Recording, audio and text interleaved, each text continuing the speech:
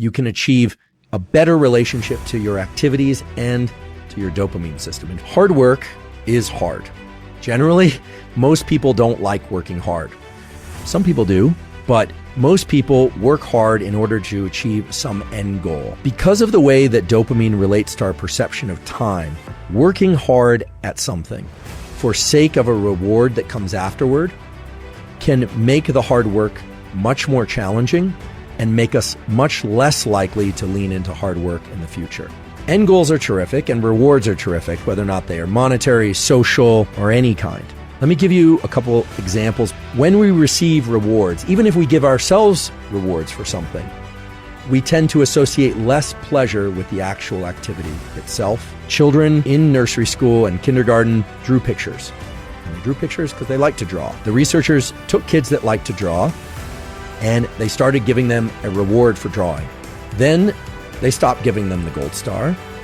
And what they found is the children had a much lower tendency to draw on their own. No reward. If you get a peak in dopamine from a reward, it's going to lower your baseline, and the cognitive interpretation is that you didn't really do the activity because you enjoyed the activity, you did it for the reward. Now, this doesn't mean all rewards of all kinds are bad, but all of us can cultivate growth mindset. The neural mechanism of cultivating growth mindset involves learning to access the rewards from effort and doing. I know it's painful. I know this doesn't feel good, but I'm focused on this. I'm going to start to access the reward. You will find the rewards, meaning the dopamine release inside of effort if you repeat this over and over again. And what's beautiful about it is that it starts to become reflexive for all types of effort.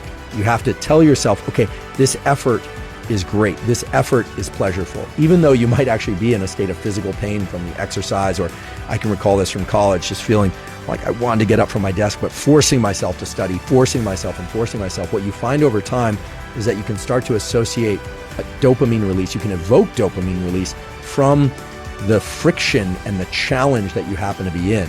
When we focus only on the trophy, only on the grade, only on the win as the reward, you undermine that entire process. And I know that sounds like lying to yourself, and in some ways it is lying to yourself, but it's lying to yourself in the context of a truth, which is that you want it to feel better. You want it to feel even pleasurable.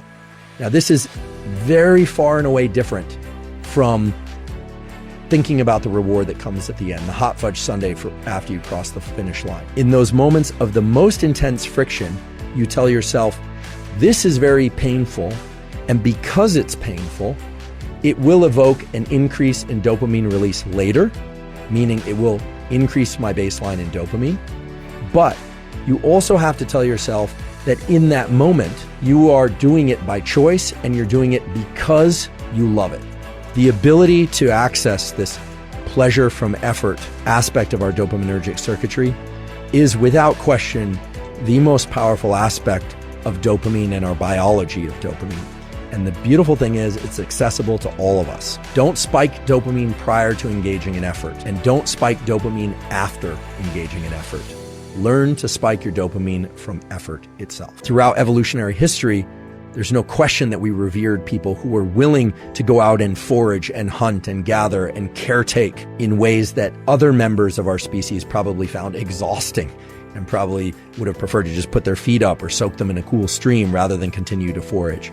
This is a system that exists in your mind, that exists in the minds of humans for hundreds of thousands of years, by which you're not just pursuing the things that are innately pleasurable, food, sex, warmth, water when you're thirsty, but the beauty of this mesolimbic reward pathway that I talked about earlier is that it includes the forebrain. So you can tell yourself the effort part is the good part. We revere people who are capable of doing what I'm describing.